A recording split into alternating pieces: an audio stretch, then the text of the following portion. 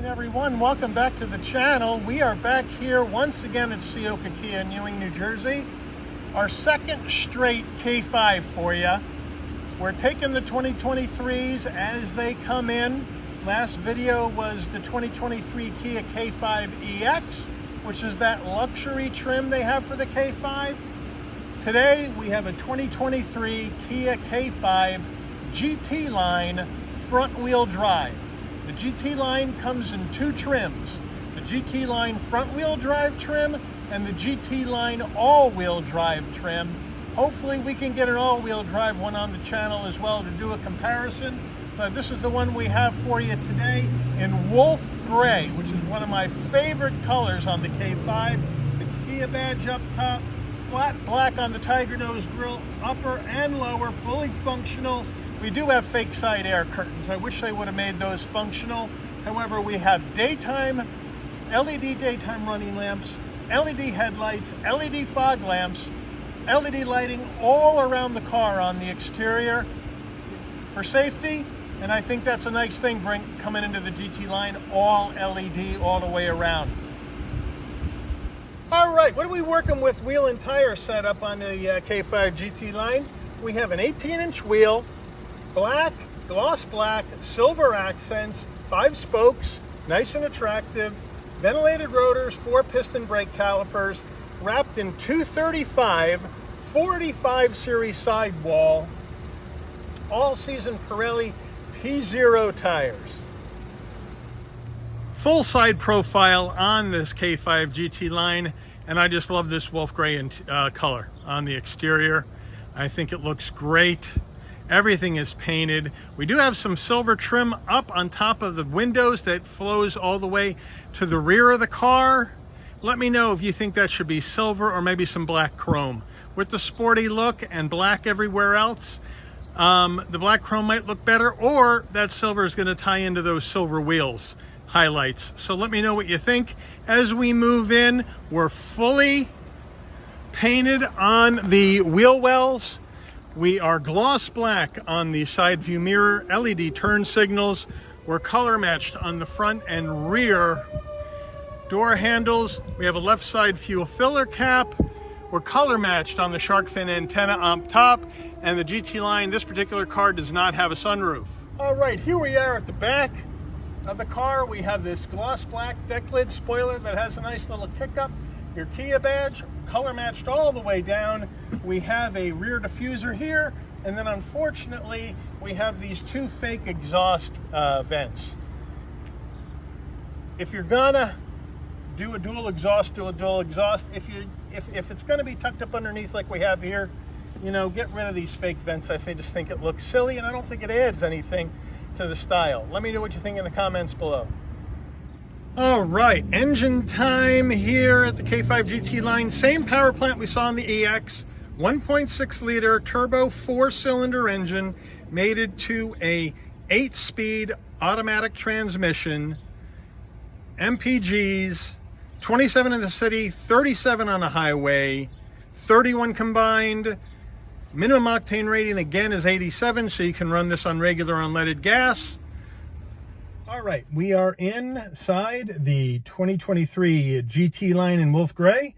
And before we get started with the interior review, of course, you're going to ask me, Mike, how much does this car cost? Well, I think you'll be pleasantly surprised. We saw the EX at $33,800. The way this car is optioned, the GT line comes in at $28,830 MSRP. Let's check out the interior. All right, starting with the foot box, we have a nice large dead pedal, brake and accelerator, rubberized finish. Not expecting silver trim here on the GT line, since the GT line is 1 trim up from the entry level. We have the nice all-season floor mats, front and back, which is nice. Power assist for the driver, but manual assist for the front passenger seat. Driver also has power lumbar, and look at this red seat interior package that this car comes with. Nice red faux leather, red cross stitch with black piping, and also black on the insert design. GT line embossed right here on both front seats. I love the red. Red's my favorite color, so I'm a sucker for this interior. All right, door panel time, and this is what we got. We got soft touch material up top. We have brushed aluminum on the door handle. No gloss black plastic around the door handle or around the switchgear. It's all flat. Unlike the EX where we saw all that gloss black plastic, the flat black is a much better choice for this interior. Thank you very much, Kia, for doing that. Red armrest, that is pretty hard, not that soft. Moving over to the dash, we have soft touch material up top. We have this nice dark gray material here as a design. We have some silver trim here. We have hard plastic underneath though around the dash, or excuse me, around the glove box, and then a nice large glove box. Moving over, we have the standard Kia 10.25 inch infotainment system. We have touchscreen action, absolutely. Dual panel action, which I love, absolutely. We have wired Apple CarPlay, wired Android Auto. Stick the car in reverse. We have that reverse camera with trajectory. However, there's no 360 camera in the GT line as we saw in the EX. Moving down, we have 2 heat and air vents, our hazard lights, dual climate control, as well as a 12 volt and 2 USBs, a nice snack tray. Here's our gear shift to go through this 8-speed automatic transmission. We have our auto brake hold, we have electronic parking brake, we have our drive mode indicators, and in the drive modes we have normal, sport, smart, and custom, just like the EX. We're going to leave this baby in sport as we normally do here on the channel. 2 cup holders, key fob, standard Kia detonator style key fob, lock, unlock, open the trunk, panic button, remote start, nice weight, nicely done. However, we do see blank switches here. There are no heated seats, there are no ventilated seats, and there's no heated steering wheel in the GT line trim. We do have that vertically mounted smart phone charger. Nice touch there. Armrest, just like the EX armrest, very hard. And then inside we have extra room for storage, but no extra USB like we saw in the EX. Kia steering wheel, pretty much the same. We have this fake leather wrap steering wheel, nice 10 and 2 notches, soft touch material around the horn button. You got your Kia badge, silver trim. On the left, telephone and voice commands. On the right, cruise control and safety suite commands. We do have the silver trim along the bottom with the GT line badge here. Flat bottom steering wheel for this sport trim. On the stalks, we have our left stalk for our headlights and fog lights, and then the right stalk is for our windshield wiper. We do not have paddles on this particular one. On the bottom left, we have the button for the brighten or dim our dash, on off lane keep assist, on off traction control, and open the trunk. As we go to the dash, same dash as we saw in the EX, analog gauges for your speedo and tach, as well as your fuel level and coolant temperature with that small 4-inch display in the center.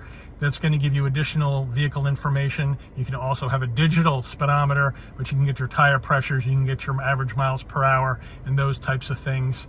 But overall, same standard dash and same complaint. Where's the digital dash in the 2023 K5? We need to start moving in that direction. And of course, we have really low amount of fuel in this car, so I don't know how far we're going to get on the drive today, but we'll see. All right, back seat of the GT line, and again, in typical Kia fashion, plenty of headroom and legroom in the back seat of the K5. This seat is set for my driving position. Plenty of knee room, plenty of headroom at 5'11", plenty of shoulder width room. The back of the door panels for the back doors are pretty much the same as the front. Soft touch material up top. We have this brushed aluminum finish on the door handles, flat black on the switchgear with the red on the armrest, which is still fairly hard, but it's a nice, comfortable place to be back here. All right, rear command center, and the first thing I noticed that in GT line compared to the EX, No rear heat and air vents back here on for the rear seat passengers. Would like to see that, but we do have 2 USBs, so a total of 4 USBs opposed to 5 USBs that we saw in the EX. Again, we have nice leather pockets behind each front seat for the rear seat passengers, which is nice. And then as we move over to the armrest, we pull that down. Very, very nice and soft armrest with 2 cup holders. They got you covered in the back. All right, trunk area. Like I showed you, you can open the trunk via the fob or the button on the dash by your knee, or also from behind the car by pressing this button right here. You pop that, the trunk pops open, not a problem. And again, that nice, big, huge space for suitcases, roller bags, you want it, you name it. It also has the nice all-weather cargo cover. And then if you lift this up, we have that spare tire. Thank you, Kia, for providing that. And also, like I showed you on the EX, you have your pull levers. You pull these out, and then you walk around, and these seats will come down. 60-40 split, just like the EX. This one isn't going to go all the way down because that headrest is too far up and the seat's too far back. But as you can tell, plenty of room now for the larger items, just like the EX K5. I like the room in these sedans that Kia provides regarding rear seat room and trunk space and cargo space. They got you covered no matter which one of the 3 sedans you go with. Forte, K5, or Stinger. They all have great room.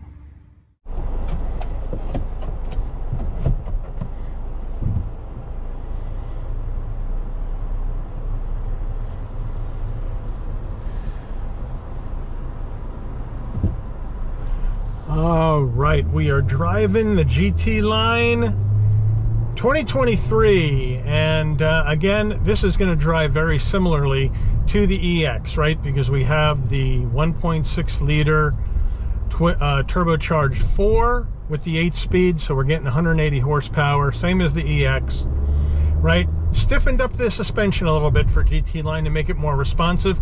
I can already tell the car feels a little bit lighter on its feet, and the steering is much more direct as it was in the EX, and I'm getting a little bit more feedback.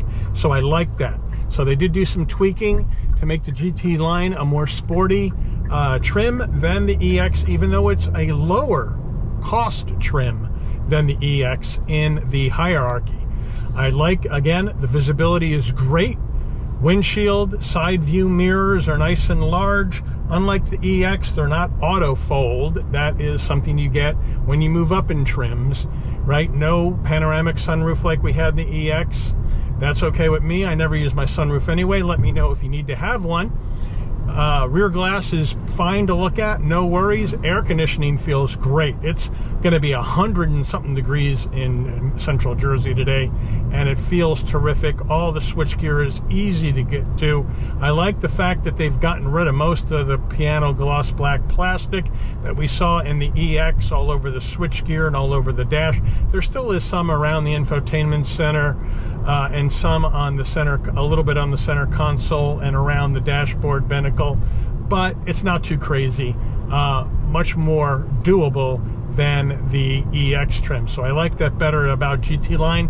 I also like how this drives a little bit better than the EX because they've sharpened it up a little bit with the suspension, which is nice. Well damped. We have the same tires as we had on the EX on this car, those P0 all seasons.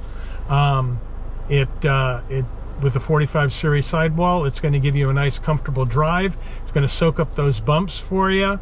But I'm loving the dual tone interior, right? You got the black on the dash and on the doors, and then you got this lovely red with the black stripe. I think that looks beautiful. It is an option for the GT line to option these red seats, and you can do that. And I think it makes it look so much better, especially with the wolf gray exterior. The only thing that could make it look better with the wolf gray is to make the brake calipers red, and tie it into the inside of the car, which would be just exquisite. But somebody can wrap the brake calipers red if they so choose. That's no big deal. But we are not going to be taking this on an enthusiastic ride today. Can't do it. Number one, this is the only one they have on the lot, and they want it back soon. Two, I only have 8 miles of range on the gas that's in this car. They're keeping the gas levels very, very low. This car just came in. It's only got 15 miles on it. There's no way I'm revving it out and driving like a maniac. You need, if you buy a new Kia, please have to remember you have a 600-mile run-in period before you really should rev it out. However, red line is about 6,500 RPM. And you can also shift this car manually by moving your gear shift to the left, and then you can manually go up and down the gears, since this one does not have paddle shifters on it. But overall, it's nice. I stepped on the gas a little bit there and you heard that chirp. The front wheel drive gets very, very lurchy out of first gear when you step on it just a little bit, because it's struggling to get the power to the ground. I'm very anxious to drive the all-wheel drive version of the K5 when they get a GT line all-wheel drive in, so we can see how much better the power actually gets to the ground coming out of a dead stop, and getting rid of that wheel hop and that wheel spin. Even though some people might like to hear the tires screech, but you know what? I didn't even get on it that hard when I was making that left turn, and we got some wheel screech, most likely because we have all-season tires as well, which aren't the greatest tires to get the power to the ground in. But I'd be really looking forward to taking a look at the GT line all-wheel drive, especially getting that power with power to all 4 wheels down to the ground quicker and more efficiently to get this car moving faster. Even though it's going to have the same engine, it should be able to get you off the line a lot faster than this particular front wheel drive variant. But you know what? For 28 grand, almost 29 grand, this is bringing a lot to the table, with performance, with style, with value, with warranty, 5-year, 60,000-mile bumper-to-bumper warranty. It's bringing some really good attributes to the market in this midsize sedan segment. So, at the end of the line, what are you going with? GT line, save yourself 5 grand over the EX. Do you like the luxury and more tech features you have in the EX for the extra 5 grand? Or is K5 something supposed to be more of a sporty car rather than a more luxurious car? I kind of look at the K5 as a sporty sedan, and so I'm preferential to the GT line trim over the EX trim just for that reason. Let me know what you think in the comments. Let me know what EX trim you're partial to, what you would like to see on the channel going into the future. Are you cross-shopping the K5 with other things such as Toyota Camry? You got the TRD Camry, you got the Honda Accord. Those are the 2 top sellers in the segment. You going with maybe the sister brand in Hyundai? So let me know what you think. Let me know how you feel about this K5 GT line. I really like it. And I hope you enjoyed this video. If you did, please give it a like. Please also consider subscribing and turning on that notification bell so you'll never miss another Shabby's Rides video. Again, many thanks to Ciocca Kia in Ewing, New Jersey for providing the channel access to this particular car as soon as it came in and came out of its PDI. Much appreciated. And again, thanks for watching. Have a great afternoon. We'll see you guys on the rebound. Take care.